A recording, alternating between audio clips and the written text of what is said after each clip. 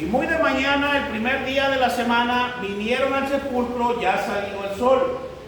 El 3. Pero decían entre sí: ¿quién nos removerá la piedra de la entrada del sepulcro? Pero cuando miraron, vieron removida la piedra, que era muy grande. Y cuando entraron en el sepulcro, vieron a un joven sentado al lado derecho, cubierto de una larga ropa blanca, y se espantaron. Mas él les dijo: no asustéis, buscáis a Jesús el Nazareno, el que fue crucificado. Ha resucitado, no está aquí. Mirad el lugar donde le pusieron.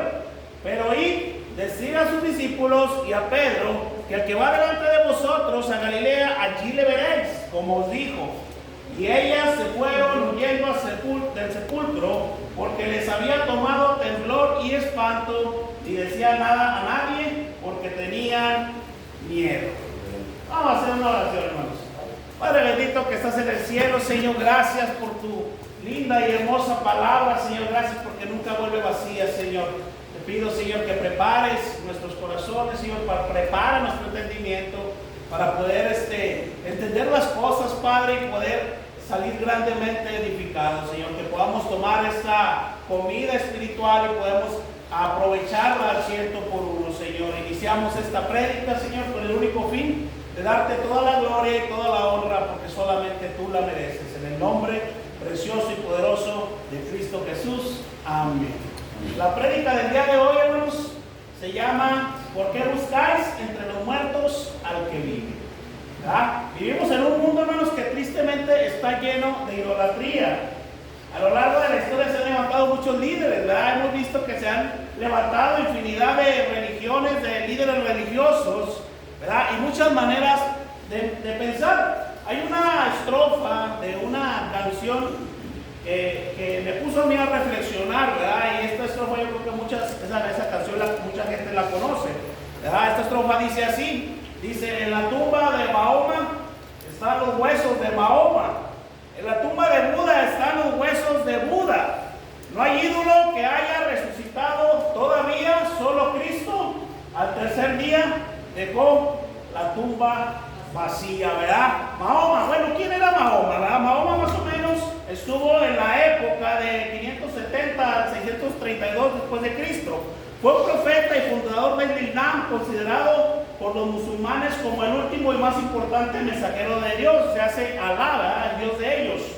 Encargado de restaurar la fe monoteísta original, nacido en la Meca, actual Arabia Saudita, unificó las tribus árabes bajo el Islam, combinado con liderazgo religioso y político. Sus restos se encuentran en Medina, una ciudad de Arabia Saudita, ¿verdad? Mahoma fue una persona muy importante en el Islam, pero hay una noticia, ¿verdad? Sus restos siguen en su tumba, ¿verdad? Siguen en el mismo lugar. ¿Quién era Buda? Buda, su nombre es Siddhartha Gautama, fue un sabio asceta que vivió en el norte de la India entre los siglos 6 y 7, fundador del budismo, príncipe del nacimiento, renunció a las riquezas para buscar el fin del sufrimiento, según él, alcanzando la iluminación o nirvana bajo un árbol bodhi. No se considera un dios, sino se considera, según ellos, un maestro iluminado. Tras la muerte de Gautama Buda en el 483, el rey indio Asoka determinó dividir sus restos que había quedado del santo después de una cremación y repartirlos en 84,000 templos por todo el continente indio y China. O sea que se repartió ahí el cuerpo, los restos de esta persona, de Gautama, y se repartió entre los 84,000 templos que había en toda la India y China, ¿verdad? Otra vez, ¿verdad? Los restos siguen estando ahí donde los pusieron, ¿verdad? Había otro líder también religioso que se llamaba Confucio. Confucio estuvo en el 551 a.C. Fue un influyente filósofo, educador y teórico político chino, fundador del confucianismo. Sus enseñanzas enfocadas en la ética y la moralidad, el respeto a la jerarquía, la armonía social, moldearon la cultura y la civilización china desde el este de Asia durante más de 2000 años. Los restos de Confucio están situados en Khufu, una ciudad de la provincia de Shandong. Nuevamente, Confucio sigue sigue en su tumba, ¿verdad? Hay un papa que fue muy sobresaliente en las últimas épocas, y este es Juan Pablo II, ¿verdad? Juan Pablo II dice que los cardenales reunidos en cónclave eligieron al papa el 16 de octubre de 1978. Dice que él llevó el nombre como Juan Pablo II y el 22 de octubre comenzó solemnemente su ministerio sanpetrino. Dice que él se le considera, ¿verdad?, como a todos los demás papas, un sucesor del apóstol Pedro, ¿verdad? Y adivina dónde están los restos del papa. Los restos del papa segundo se encuentran en la capilla de San Sebastián en el Vaticano. Sigue aún en ese lugar, que sigue estando muerto, ¿verdad? Aún cuando fue muy influyente dentro de la rama católica. Vemos, ¿verdad?, cómo pasan y pasan personas, líderes religiosos, y saben cuál es la gran diferencia del cristianismo a otras denominaciones, a otras sectas. La gran diferencia es la resurrección de Cristo. Esa es la gran diferencia, que nos podemos diferenciar con algo tan claro y tan eficaz, ¿verdad?, con algo que verdaderamente tiene argumentos sólidos. Que Cristo no se quedó en esa tumba fría, Él salió tal cual como lo prometió, ¿verdad? Y vemos la historia de lo que acabamos de leer, ¿verdad? Dice ahí en Marcos 16, del 1 al 2, dice: cuando pasó el día de reposo, María Magdalena, María la madre de Jacobo y Salomé compraron especies aromáticas para ir a ungirle, y muy de mañana, el primer día de la semana, vinieron al sepulcro ya salido el sol. Primer punto, hermanos: mujeres que amaban realmente a Jesús. Mujeres que amaban realmente a Jesús. Cristo murió un viernes, que era el día de la preparación para el día de reposo. Recordemos que el día de reposo era el Sabbat, y el viernes se hacía una preparación especial para el Sabbat, ¿verdad? Fue José de Arimatea, como ahorita hace ratito estuvimos leyendo, fue José de Arimatea quien valientemente pidió el cuerpo de Cristo y le vistió con telas de lino fino y le dio sepultura ya casi para terminar el día, y no hubo oportunidad de preparar el cuerpo de Cristo. Por eso estas mujeres que amaban al Señor fueron muy de temprano en el primer día de la semana para poder prepararlo y ungirlo con estas finas especies aromáticas para así retardar la putrefacción. Esto se hacía en muestra del amor que se le tenía a tal persona, ¿verdad? Era una tradición que el pueblo judío tenía, el preparar con las especies aromáticas a los muertos, y esto se hacía para retardar o para esconder un poco ese olor putrefacto. Literalmente, ellas iban a preparar un muerto. Ellas no esperaban que esa tumba estuviese vacía. Si usted puso atención a la lectura, dice ahí que ellas ya habían comprado las hierbas aromáticas. Y las hierbas aromáticas eran caras. Eran hierbas finas, aromáticas. Y ellas literalmente iban a preparar a un cadáver, a un muerto. El amor que estas mujeres tenían fue recompensado. Ese amor, ¿verdad? Yo recuerdo ahorita que leíamos la lectura, ¿verdad? Dice que cuando al Señor lo fueron y lo enterraron, que José de Arimatea agarró ese cuerpo y fue y lo enterró. Dice que muy de lejos estaban tanto las mujeres como los discípulos, ¿verdad? Pero estaban de lejitos, ¿verdad? Porque no querían que los vieran ahí en ese lugar. Yo creo que los más indicados en estar ahí al pendiente de qué era lo que sucedía no eran las mujeres, sino que eran los discípulos. Pero ellos no estuvieron, ellos nomás estuvieron de lejos, y ellos pensaron literalmente que todo había terminado. Dijeron: aquí pues ya se rompió una taza, cada quien para su casa, y ya se nos terminó nuestro trabajo que teníamos que hacer con el Mesías. Porque ellos no entendían y no comprendían la resurrección de Cristo. Ellos pensaron que tal vez no iba a pasar nada, ¿verdad? Al igual que estas mujeres. Mas sin embargo, a mí lo que me llama la atención, hermanos, es de que ellas literalmente iban a ungir a un muerto, pero ellas de todas maneras seguían amando a su maestro. Lo seguían amando. A ellos no les importó ir a aquel lugar, el que fuesen señaladas, el que a lo mejor incluso pusieran en peligro su propia vida.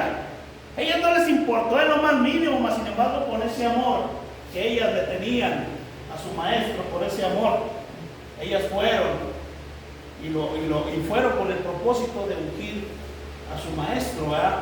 Como lo dije ahorita, era una tradición que se hacía a seres muy amados para preservar, ¿verdad? Para preservar y quitar ese mal olor que produce la propudefacción. Vemos aquí una característica muy peculiar de estas mujeres, que eran mujeres con determinación. Eran mujeres que verdaderamente sabían cuáles eran sus propósitos. Y el propósito de ella eran ir, ¿verdad? Aún estando ya muerto, ir, seguir amando por sobre todas las cosas al Señor Jesucristo, ¿verdad? Podemos ver varias cosas de estas mujeres. Podemos ver, por ejemplo, la primera de que salieron de su estado de confort. Podemos estar, tal vez, hermanos, en este lugar, en una silla cómoda, tal vez con ventilación o con clima. Y podemos estar muy a gusto y muy tranquilos. Recordemos que ellas se levantaron muy de temprano, muy de madrugada, para ir a ungir al Señor Jesucristo, y a ellos no les importó absolutamente nada salir de su comodidad, no les interesó. Aún ya muerto, ellas demostraban ese amor por su maestro. Este es el verdadero amor. Este es el verdadero amor. Y yo hago una serie de preguntas. La primera es: ellas, sin saber que Jesucristo ya había resucitado, amaban a su Señor. Nosotros ya sabemos que Cristo resucitó. ¿Lo amamos de igual manera que ellas? Ellas no sabían que Cristo había resucitado. Ellas iban a ungir al muerto, ¿verdad? Como lo dije ahorita. Y aún así, ellas amaban a su Señor, porque lo demostraban. ¿Verdad? El amor no nada más es decirlo, hermano. El amor verdaderamente se debe demostrar día con día. Yo puedo decir que amo a una infinidad de personas, ¿verdad? Pero si no demuestro por mis hechos absolutamente nada, pues mis palabras son huecas totalmente. Porque el amor se debe de demostrar día con día. Si yo digo un ejemplo, ¿verdad? Si yo digo que amo a mis hijos, yo tengo que esforzarme por sacarlos adelante y demostrar verdaderamente ese amor, no solamente decir que los amo. Y ellas decían que amaban a su maestro y demostraban que amaban a su maestro. Ellas, sin saber que había resucitado su Señor, amaban a su Señor. Nosotros ya sabemos que resucitó, y la pregunta es: ¿verdaderamente amamos a nuestro Señor? Aún a sabiendas de que sabemos que ya resucitó.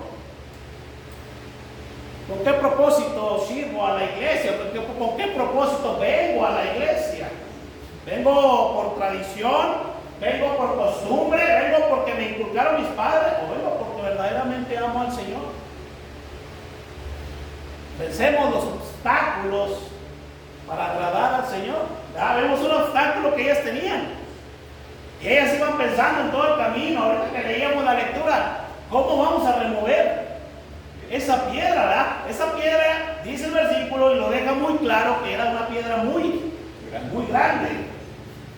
Que literalmente para ellas era imposible moverlas. Sin embargo, ellas sabían y llevaban la seguridad de que de alguna u otra manera la iban a mover. No sabían cómo, pero lo que sí sabían es que ya llevaban las especies aromáticas, ya habían invertido dinero en ello, y a ver cómo le hacemos, ¿verdad? Eran mujeres que verdaderamente amaban al Señor, y aún con eso, porque cualquiera otra hubiera dicho: no, pues, ¿y luego cómo lo vamos a sacar? ¿Cómo vamos a meternos a la tumba, ¿verdad? Para poder ungirlo, para poder hacer lo que queremos hacer? Sin embargo, a ellas no les importó absolutamente nada. Y no les importó ese obstáculo que tenían delante de ellas, ¿verdad? Y la última pregunta, hermanos: ¿verdaderamente amamos al Señor por sobre todas las cosas? ¿Verdaderamente lo amamos al Señor por sobre todas las cosas? ¿Verdaderamente Él está en primer lugar en nuestra vida? ¿Verdaderamente Él es nuestra prioridad en nuestra vida? Dice el apóstol Pablo, Filipenses 3:7: pero cuantas cosas eran para mi ganancia, las he estimado como pérdida por amor a Cristo. Y ciertamente aún estimo todas las cosas como pérdida por la excelencia del conocimiento de Cristo Jesús mi Señor, por amor del cual lo he perdido todo y lo tengo por basura para ganar a Cristo. Todo en este mundo, todo lo que el mundo nos puede ofrecer, debemos de tenerlo como basura, hermanos. ¿Qué nos puede ofrecer en este mundo que se compare a la salvación de Jesús? ¿Qué se puede comparar? ¿Qué puede llegar a ese mismo nivel absolutamente nada, hermanos. Como dice el apóstol Pablo, ¿verdad? Todo lo tengo por basura, absolutamente todo lo tengo por basura, por ganar a Cristo. Esa debe de ser la mentalidad de una persona que verdaderamente ama a su Señor. Que verdaderamente ama a su Señor. Hay una característica cuando estas mujeres llegan a la tumba, ¿sí? La primera es que la tumba estaba vacía.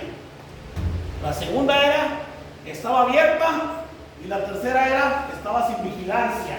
¿Sí? ¿Se acuerda que cuando al Señor lo pusieron en ese lugar, vinieron los integrantes de Sanedrín y pidieron y exigieron que estuviese vigilada para que los apóstoles no se fueran a robar el cuerpo del Señor Jesucristo? ¿Se acuerdan? Pues estaba vacía, estaba abierta y estaba sin vigilancia, ¿verdad? Marcos 16, de 3 a 4 dice: pero decían entre sí, ¿quién nos removerá la piedra de la entrada del sepulcro? 4. Pero cuando miraron, vieron removida la piedra, que era muy grande. Hay un versículo que es paralelo a este, y este se encuentra en Mateo 28, de 2 a 4. Dice: y hubo un gran terremoto, porque el ángel del Señor descendió del cielo, y llegando, removió la piedra y se sentó sobre ella. Su aspecto era como de un relámpago, y su vestido blanco como la nieve. Y de miedo de él, los guardias temblaron y se quedaron como muertos.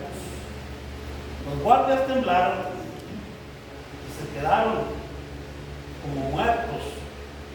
La tumba estaba vacía, estaba abierta y estaba sin vigilancia. No había nadie que vigilara. Ahora ya hago una pregunta, hermanos. ¿Por qué la piedra estaba removida? ¿Por qué estaba movida esa piedra? ¿Por qué el ángel bajó del cielo y removió esa piedra? ¿Qué acaso Jesús, al momento de haber resucitado, no tenía el poder para traspasar esa piedra? ¿Por qué estaba removida esa piedra? El Señor, que se le apareció a 500 al mismo tiempo, no tenía el poder de traspasar una piedra. Claro que sí, hermanos. Claro que sí tenía el poder. ¿Por qué la piedra estaba removida? Número 1, estaba removida para que Jesús saliera. Número 2, o estaba removida para que la gente entrara y se diera cuenta que la tumba estaba vacía. Estaba removida esta piedra, hermanos, para que la gente entrara y se diera cuenta que esa tumba estaba vacía. ¿Sí? ¿Se acuerdan cuando llegaron las mujeres, verdad? Y le dijo, ¿verdad? El Cristo, el que fue crucificado, ha resucitado. Y les deja claro, ¿verdad? Miren, el lugar donde él estaba, ya no está. Ya no está. Y era para que hubiera testigos oculares y que no quedara la más mínima duda que verdaderamente el Hijo de Dios había resucitado, hermanos. No era para que el Señor saliera. Ese no era el propósito de que estuviese removida la piedra. Los miembros del Sanedrín hicieron todo lo que estuvo a su alcance para evitar la resurrección de Cristo. E incluso pusieron vigilancia en todo tiempo para evitar que el cuerpo del Señor fuese robado. Ellos hicieron todo, ¿verdad? Dijeron: no pongan vigilancia, porque es muy seguro que a lo mejor se van a robar el cuerpo y van a decir que resucitó. Sin embargo, vemos ahorita, ¿verdad?, cómo los guardias caen como muertos. El que estuviera la tumba vacía, hermanos, de Cristo, es un argumento irrefutable, que aunque mucha gente no lo acepte, es un evento maravilloso que ha marcado la historia para siempre. Es un evento irrefutable, es un evento que no se puede pasar por alto. El que esa tumba esté vacía es algo que es maravilloso. Porque como vimos ahorita, hay muchos líderes religiosos que, ¿sabes qué?, siguen en sus tumbas cada uno de ellos, y los restos están esparcidos de ellos, porque los líderes ellos no tienen ningún poder. Cristo resucitó, hermanos, porque verdaderamente Él se levantó de entre los muertos. Debemos de tomar en cuenta, hermanos, que después de que al Señor lo apresan, Él se queda solo. Queda absolutamente solo. Lo dejaron tanto sus discípulos como absolutamente todos. Pero vemos cómo estas mujeres Lo seguían de lejos, ¿verdad? Y estuvieron al pendiente de dónde iban a quedar sus restos. Cómo ellas estuvieron al tanto de dónde iba a quedar su maestro, con el propósito de demostrarles su amor a un ya muerto. Repito, ¿verdad? Ellas no iban a ungir a Cristo resucitado, ellos iban a ungir a un difunto, a un muerto.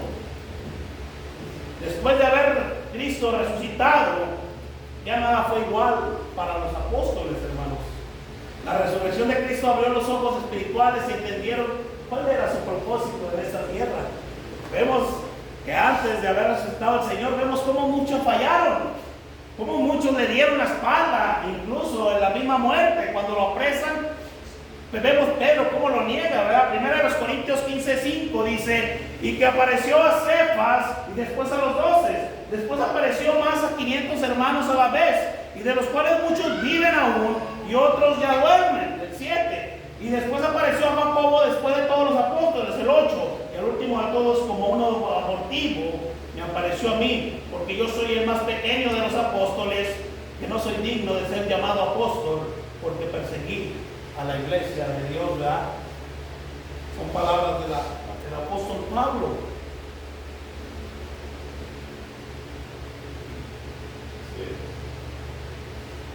Dice en Marcos 16, de 5 al 6.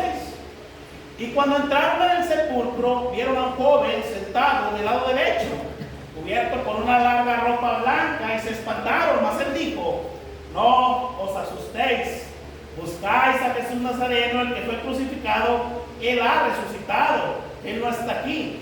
Mirad dónde le pusieron. Mirad dónde le pusieron. Las mujeres estaban confundidas a la tumba de Jesús. Tal vez pensaron que el cuerpo había sido robado, pero al ver el ángel se dieron cuenta que realmente él había resucitado.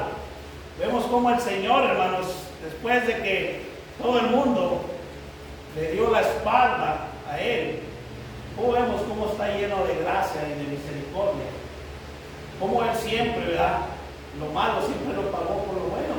Y verdaderamente es un ejemplo para nosotros, Cristo Jesús, ¿verdad? Por eso nos decimos ser cristianos, porque somos seguidores de Jesucristo.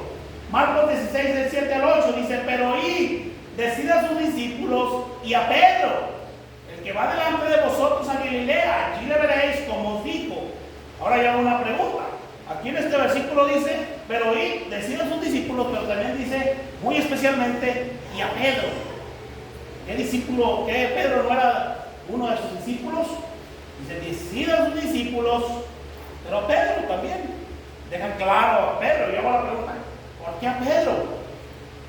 Pues sencillamente, pues Pedro, recordemos que un poco tiempo antes le había negado. Marcos 14:27 dice: entonces Jesús le dijo: todos os escandalizaréis de mí esta noche, porque escrito está: iré al pastor y a las ovejas serán dispersadas. Pero después de que haya resucitado, iré delante de vosotros a Galilea. Entonces Pedro le dijo: aunque todos se escandalicen, yo no. Y Jesús le dijo: de cierto te digo que tú hoy, esta noche, antes que el gallo haya cantado 2 veces, me negarás 3 veces. Mas él, con mayor insistencia, decía: si me fuese necesario morir contigo, no te negaré. También todos decían lo mismo. También todos decían lo mismo, ¿verdad? Yo digo, ¿verdad?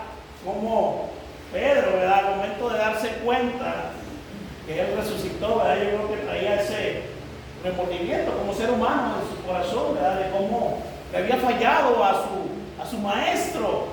Mas sin embargo, el Señor se olvidó de eso, ¿verdad? Y dijo: díganle también a Pedro.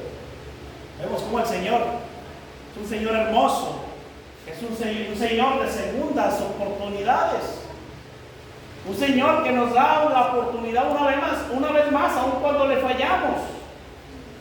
Pero vemos, ¿verdad?, cómo también estas mujeres fueron afortunadas por haber tenido este encuentro glorioso, de haber visto que el Señor resucitó. Dice Marcos 16:8: y ellas se fueron huyendo al sepulcro, porque les había tomado temblor y espanto, ni decían nada a nadie porque tenían miedo, ¿verdad? Dice ahí en Mateo, un versículo paralelo a este, Mateo 28:8. Y entonces ellas, saliendo del sepulcro con temor y gran gozo, fueron corriendo a dar las nuevas a sus discípulos. Y mientras iban a dar las nuevas a los discípulos, he aquí Jesús les salió al encuentro diciendo: salve. Y ellas, acercándose, abrazaron sus pies y le adoraron. Entonces Jesús les dijo: no temáis, id, dad las nuevas a mis hermanos para que vayan a Galilea y allí me verán. Esto que vivieron en esta escena, ¿verdad? Yo la puedo imaginar un poco, y fue algo extraordinario, hermanos. Fue algo extraordinario, ¿no? Es como cuando te encuentras en una situación con sentimientos encontrados. Por una parte estás gozosa porque sabes que tu amo, que tu Señor ha resucitado. Pero por otra parte, ¿verdad? Dice que tenían temor ellas. Y más sin embargo, qué hermoso, ¿no? Que con ese temor, con ese gozo, ¿verdad? Con esos sentimientos encontrados, se aparece el Señor Jesucristo en su camino y les dice que no teman, que estén tranquilas, que no teman, ¿verdad? Qué hermoso esta experiencia que vivieron estas mujeres. Un mandato que tenían que cumplir tal vez con sentimientos encontrados, y este mismo mandato Cristo aparece a traer paz a sus corazones. Yo hago una pregunta, hermanos, después de que hemos examinado estos versículos. ¿Qué hubiese pasado si Cristo no hubiera resucitado? ¿Qué hubiese pasado si, así como Mahoma, si así como Abuda, así como tantos líderes religiosos que se han levantado y siguen inertes en sus tumbas, qué hubiese pasado si hubiese sido lo mismo con Cristo Jesús? Estaríamos literalmente condenados sin esperanza algunos. Dice el apóstol Pablo, ¿verdad? Cuando exhorta ahí en el Corintios, ¿verdad? Dice que los exhorta y que les dice que seríamos dignos de conmiseración, dignos de lástima, si el Señor no hubiese resucitado. Pero la hermosa y buena noticia es que Cristo resucitó. Y esa es la base, es el fundamento de cada uno de sus hijos, ¿verdad? Dice en 1 Corintios 15:55: ¿dónde está, oh muerte, tu aguijón? ¿Dónde, oh sepulcro, tu victoria? Esa tumba fría no pudo retener la gloria del Señor. Es una muestra, es una garantía, hermanos, de que el pago fue completado. Es una garantía que verdaderamente hemos sido justificados. Dice Romanos 6:4: porque somos sepultados juntamente con Él para muerte por el bautismo, a fin de que como Cristo resucitó de los muertos para la gloria del Padre, así también nosotros andemos en una vida nueva. Cuando Cristo resucita, hermanos, nosotros resucitamos juntamente con Él. En el momento en que el Señor se levantó de esa tumba fría, de esa piedra, nos levantamos juntamente con Él, todos aquellos que hemos venido a Cristo en arrepentimiento y fe. Ya voy a terminar, hermanos. La conclusión dice: la resurrección valida quién es Jesús. La resurrección es una garantía que verdaderamente Jesús era el Mesías, el Hijo de Dios. Es una garantía, prueba definitiva que Jesús es el Hijo de Dios y que sus promesas son verdaderas. La resurrección demuestra la divinidad de Cristo y su autoridad sobre la creación. Demuestra quién es Él. Demuestra por quién fue enviado. Y demuestra que verdaderamente era el Hijo de Dios. ¿Quién más ha resucitado, hermanos? Vemos cómo el Señor hace el milagro con su amigo Lázaro. Pero Él mismo es el que hizo el milagro. Son contadas las personas, ¿verdad?, que volvieron a la vida, y las de aquellas que volvieron a la vida fue a través de Cristo, fue a través del poder de Cristo. Y vemos cómo Él muere, ¿verdad?, y deja ese sello pactado, donde no quede la duda mínima que verdaderamente era el Hijo de Dios, ¿verdad? Y vemos, ¿verdad?, cuando muere, ¿verdad?, vemos como mucha gente afirma verdaderamente Él era el Hijo de Dios. Segundo punto: la resurrección derrota a nuestros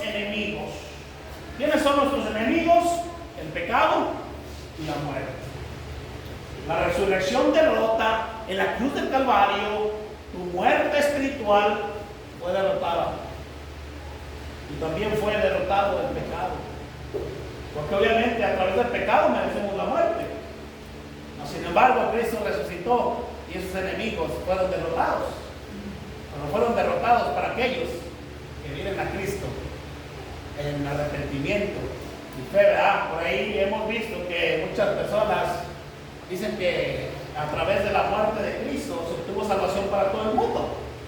Esto es una mentira muy grande, porque si no, pues no tuviese caso el hacer nada, pues al cabo todo el mundo fuese salvo, y verdaderamente no es así. Verdaderamente aquellos que se salvan son los que vienen a Cristo, son los que abrazan su sangre, son los que son lavados y purificados a través de su sangre, son aquellos que se vuelven de su mala manera de vivir, son aquellos que son nacidos de nuevo, son aquellos que tienen estos beneficios, ¿verdad? De verdaderamente derrotar a esos enemigos llamado pecado, llamada muerte. La muerte ya no tiene la última palabra. El aguijón de la muerte ha sido destruido. Cristo pagó el precio y resucitó para darnos la victoria y no la derrota. Él pagó el precio. La resurrección, hermanos, transforma nuestra vida hoy. Cuando tú vienes a los pies de Cristo, antes estabas muerto en tus delitos, tus pecados, eras una persona que eras mala por naturaleza, una persona que no tenía conciencia, una persona que pecaba, porque es lo que el hombre, ¿verdad?, naturalmente está acostumbrado a hacer. Mas, sin embargo, cuando el Señor te rescata de esa oscuridad, de esas tinieblas, vienes de la muerte a la vida, vienes de la oscuridad a las tinieblas. Y eso hace un cambio radical en la vida de cada uno de nosotros. Yo creo que todos hemos vivido, ¿verdad? Todos los que estamos en Cristo hemos tenido esa hermosa experiencia de cómo verdaderamente sentimos algo que es indescriptible dentro de nuestro corazón, que nos lleva a obedecer al Señor, algo que no sentíamos antes, algo que por naturaleza anteriormente lo hacíamos deliberadamente y no teníamos remordimiento en lo más mínimo. Sin embargo, llega el Espíritu Santo y Él es el que nos convence del pecado y Él es el que transforma, ¿verdad? Dice un versículo, dice que las cosas viejas pasaron y aquí todas son hechas, son nuevas, ¿verdad? Y son nuevas a través de esta hermosa regeneración del Espíritu Santo. Ya no vivimos bajo el dominio del pecado, sino bajo el señorío de nuestro Padre Jesucristo resucitado.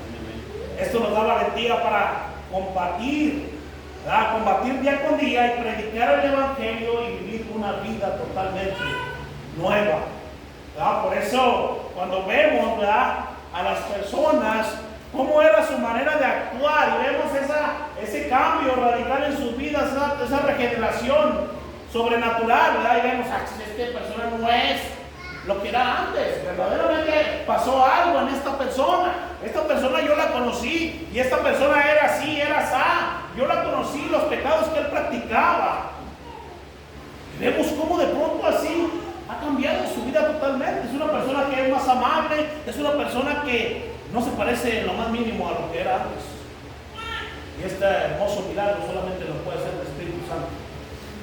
Cuando queremos cambiar por nuestras propias fuerzas, no podemos. Nunca puede el humano cambiar por sus propias fuerzas, porque su mente está caída, su mente está acostumbrada y abraza al pecado, está muerto, no siente nada, no sabe decir, está muerto totalmente. La resurrección, hermanos, nos garantiza nuestra esperanza futura. El que el Señor haya resucitado, hermanos, es la esperanza más grande que tenemos como hijos de Dios. Es algo que verdaderamente nos afirma y nos confirma y nos asegura y nos da esa confianza que el día que muramos vamos a estar en la gloria juntamente con Cristo. Es algo que nos garantiza, es algo que verdaderamente nos da esta seguridad. Cristo es la primicia de aquellos de los que murieron, lo que significa que los creyentes también resucitarán. La resurrección es la promesa de que tendremos un cuerpo glorificado y eterno. Cuando Cristo resucitó, hermanos, todos resucitamos juntamente con Él. Amén. Todos resucitamos juntamente con Él, y esta es la esperanza que nos mantiene aquí en este día, glorificando y alabando su santo nombre. Qué hermoso que haya resucitado, hermanos. Qué glorioso, ¿verdad? Que aun cuando la humanidad se ensaña en minimizar, en ocultar, es algo que no se puede ocultar. Yo me asombro, hermanos, porque la ciencia no lo mide en años, ¿verdad? Literalmente ellos dicen, tienen una teoría de cómo nació el hombre, ¿verdad? Que viene del mono y todas esas historietas. Pero lo que me llama la atención es de que en los libros de historia viene una barra del tiempo abajo, que siempre señala antes de Cristo y después de Cristo. Si ellos niegan la existencia de Cristo Jesús, ¿por qué está el nombre de Cristo incluso en las barras del tiempo de los libros de historia de las primarias? ¿Por qué está? Porque es algo que no se puede ocultar. Es algo que no pueden tapar. Es un evento que verdaderamente nunca ha podido ser oculto. Y obviamente la resurrección es igual, hermanos. Tanto el nacimiento como la muerte, como la resurrección de Cristo son eventos que han sido siempre tratados de ocultar, mas sin embargo, ¿sabes cuándo va a poder ocultarlos el hombre? Nunca. Porque es un evento que no se puede ocultar, porque no fue cualquier evento. Hay unas palabras que el Señor Jesucristo dijo al momento de estar en la cruz del Calvario, pocos segundos, minutos antes de morir, y estas palabras fueron: consumado es. Esta palabra, ¿verdad? Dice: entonces Jesús, cuando hubo tomado el vinagre, dijo: consumado es. Inclinando la cabeza, entregó el Espíritu. Juan 19:30, ¿verdad? Esta palabra, consumado es, viene de la palabra griega telestalai, algo así. Consumado es. Esta expresión es pronunciada por Cristo en la cruz en Juan 19:30, proviene del verbo teleo, que significa completar o llevar a su fin, y está en tiempo perfecto, indicando una acción terminada con efectos permanentes. No describe solamente un final de la vida de Jesús, sino la culminación total de su obra redentora. En su uso también podía señalar que una deuda había sido pagada por completo, lo que apunta a que la cruz, Cristo no hizo posible la salvación, sino que la aseguró plenamente, ¿verdad? Esta palabra se utilizaba incluso en los juicios, en el tiempo del pueblo de Dios. Se utilizaban los juicios y decía: consumado es, cuando una deuda era totalmente pagada, no que fuera parcialmente ni un cachito, no. Se utilizaba esta palabra cuando estaba saldada totalmente esa deuda. Y cuando el Señor dijo: consumado es porque la deuda que tenías tú y la deuda que tenía yo, Él ya las había pagado en la cruz del Calvario en ese momento. Qué hermoso saber, hermanos, que el lugar donde estuvo Jesucristo era mi lugar, era tu lugar. Qué hermoso saber que Él tomó nuestros lugares y que Él sufrió todo ese sufrimiento, ¿eh? Muchas personas basan la crucifixión del Señor humanamente hablando, ¿no?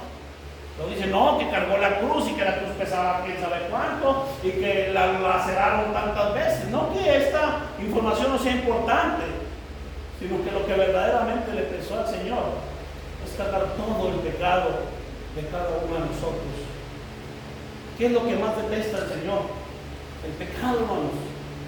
Y más sin embargo, en esa cruz hizo maldito por amor a ti y por amor a mí. No fue tanto el que nos laceraran. Pues, verdaderamente eso cualquier humano lo puede hacer, y vemos, ¿verdad?, cómo hacen las crucifixiones y cómo hacen las viacrucis los seres humanos, ¿verdad?, que ahí van cargando según ellos, ¿verdad?, y imitando la escena de Cristo. Eso no era lo que le pesó al Señor. Lo que verdaderamente le pesó es cargar todo el pecado. ¿Y sabes por qué? Por amor a sus elegidos. Por amor a sus elegidos, su Padre le dio la espalda. Por amor a sus elegidos, Él estuvo totalmente solo. No estuvo nadie con Él.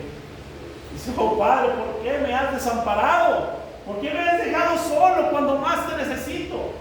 Era necesario que Cristo estuviese solo, porque por nosotros se hizo maldito.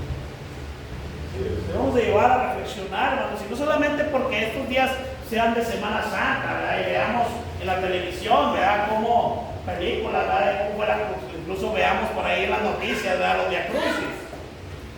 Esta vida devocional que debe tener un hijo de Dios debe ser todos los días del año, no solamente en Semana Santa. Es algo similar, ¿no?, lo que pasa en Navidad, ¿no?, que celebramos el nacimiento de Cristo.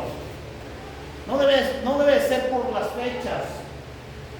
Debemos de llevar una vida verdaderamente en devoción a nuestro Padre y en agradecimiento, en que el lugar que hoy me tocaba a mí, Él lo tomó, y lo tomó con un amor eterno, donde estuvo solo totalmente, donde la ira del Padre estuvo en contra de su Hijo, ¿verdad? Vemos, ¿verdad?, cómo toda una eternidad ellos estuvieron siempre juntos, nunca se habían separado. Y más sin embargo, en ese momento quedó totalmente solo el Señor Jesucristo. Quedó solo. Se tuvo que separar el Padre de Él. Y con lo que digo, a lo que decía ahorita, verdaderamente lo que le pesó cargar fue el pecado de todos sus escogidos. La ira de Dios fue descargada en Cristo por amor a sus escogidos. Pero hay una segunda ira, y esta es la ira venidera, ¿verdad? No habla el libro de los Apocalipsis. La ira venidera, ¿sí? Esa ira venidera todavía no ha sido complacida. La ira venidera es para todos aquellos que nunca quieran nada con Cristo y van a ir a parar al tormento eterno. Y también esa ira va a tener que ser satisfecha por Dios Padre. Se va a descargar en aquel lugar. Por eso, amada persona, si aún no has tenido este encuentro hermoso con Cristo, te invito a que vengas el día de hoy. No lo dejes para mañana, no lo dejes para pasado, no lo dejes para otro tiempo. El día de salvación es el día de hoy.